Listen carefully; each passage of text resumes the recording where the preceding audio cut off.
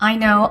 Understanding what you're studying is key. It's better to understand rather than just memorize. Totally true, and I'm a big proponent of actually understanding what you're studying rather than just memorizing. The thing is, sometimes you're in a position where you have to study copious amounts of information. Say, if you're studying for geography or history, or maybe for the MCAT, or maybe you're in medical school. So if you're looking for ways to memorize better, faster, and easier beyond your basic active recall and spaced repetition, this video is for you. By the way, if you're new here, my name is Francesca. Cadhit. I came first in my class, got various academic medals, awards, and scholarships, and in this video, you'll learn all about using imagery, spatial recognition, and the 80-20 rule to memorize more. Listen, I had to memorize a lot in school, and it's techniques like these that helped get me through it. We'll get nerdy, talk about science, and by the end, you'll have learned ways to transform your ability to memorize, if you apply it. These tips can hopefully help you memorize things a lot faster, so you have more time left in your day to do other things in your life. Today, I'll share 3 tips to help you do this too. But before we get to the tips, I'll actually explain the core of these tips, which is active recall and spaced repetition. Hold up, didn't I just say if you are looking for ways to memorize better, faster, and easier beyond your basic active recall and spaced repetition, this video is for you. So what's the deal? The thing is, although spaced repetition and active recall form the core of these tips, I've seen them applied in less effective ways. So what I'll be talking about today will go beyond the basic and take things up a notch. Let me start with a pop quiz, and don't worry, this won't be graded. What did I say 5 sentences ago? Most people who watch this probably won't remember because there's a good chance that you're passively listening to me. I wouldn't expect anything different. After all, in all likelihood, you're not getting tested on the contents of this video, so there's no need for you to study it. And this is how many people try to memorize things. The problem is passively rereading your textbook or highlighting rows of text doesn't work your brain enough to memorize information efficiently. Active recall, on the other hand, is an active high-yield learning technique. This 58-page meta-analysis calls out active recall as a high-utility study technique. You learn by retrieving information from your brain. You basically take a topic and then you create a list of questions about that topic. Then test yourself on those questions. This forces your brain to actively retrieve and learn information instead of passively reading it. And this builds stronger connections in your brain. Now, here's a list of things that you might want to know about any given topic. But can you do these questions just once? For that, I'll turn to Hermann Ebbinghaus, a German psychologist who is credited with discovering something called the forgetting curve. Check this out. If we take a look at the forgetting curve, we see that after we learn something, we actually retain less and less of it as more time passes. This is where spaced repetition makes a really big difference, and it's something that you've done as a child. Spaced repetition was a crucial ingredient when you learned language. You heard the same words and phrases over and over again over time. Now, if you combine this with active recall and test yourself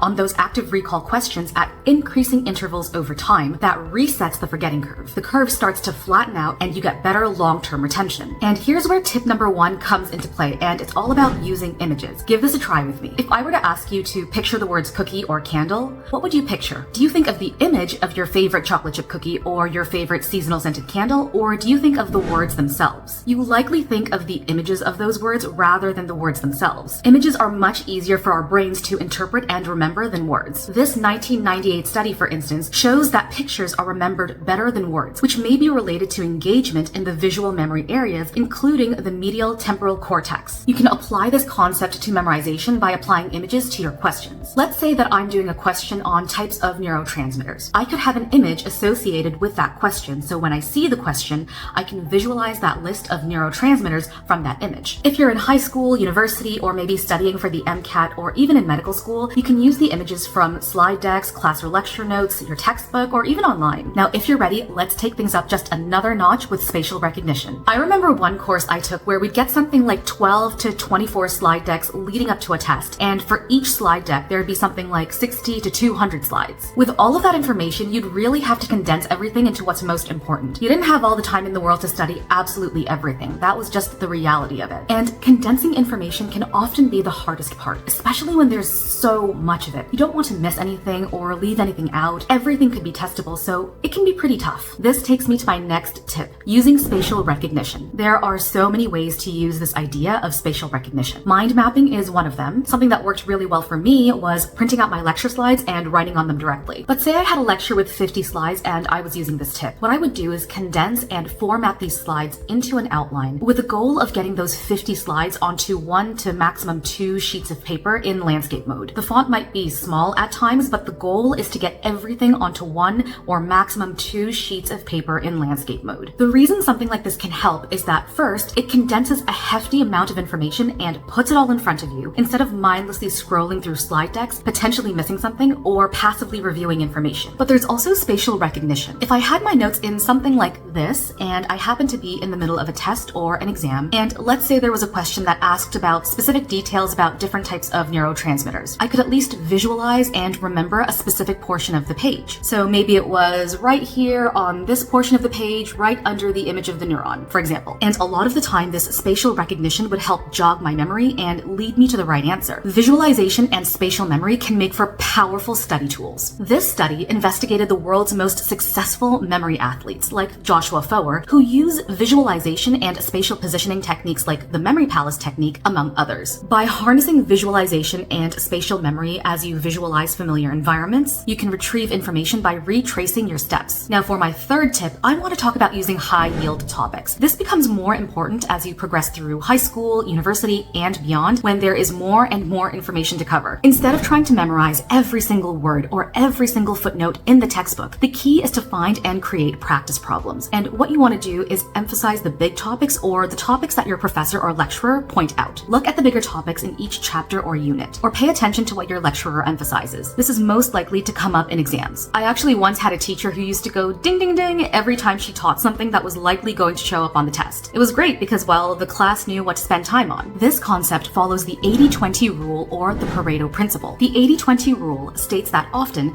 20% of the causes create around 80% of the outcomes. The principle was discovered by an Italian economist named Vilfredo Pareto in 1896. He observed that a whopping 80% of the land in Italy was owned by only 20% of the population. In his own garden, he saw that 20% of the plants were bearing 80% of the fruit. Simply put, covering the most important or biggest 20% makes up 80% of what you need to know. Ideally, you'd want to cover everything, but when there's just so much information that that's not possible, especially if you value luxuries like sleep, you want to focus on the highest yield topics that'll give you the biggest boost in performance. So what's next? If you're ready to take your memorization to the next level, why not give some of these tips a try? You might just find that it's exactly what you've been missing. And if you want to reach the next level, check out my video on improving memory to see how ideas like memory palaces can help you memorize better. By the way, if you enjoyed today's video or found it helpful, consider hitting like, subscribing, or sharing it with one other person who could use a boost in their journey to success. Thanks so much for watching. I'll hopefully see you in the next video. Bye for now, but not forever.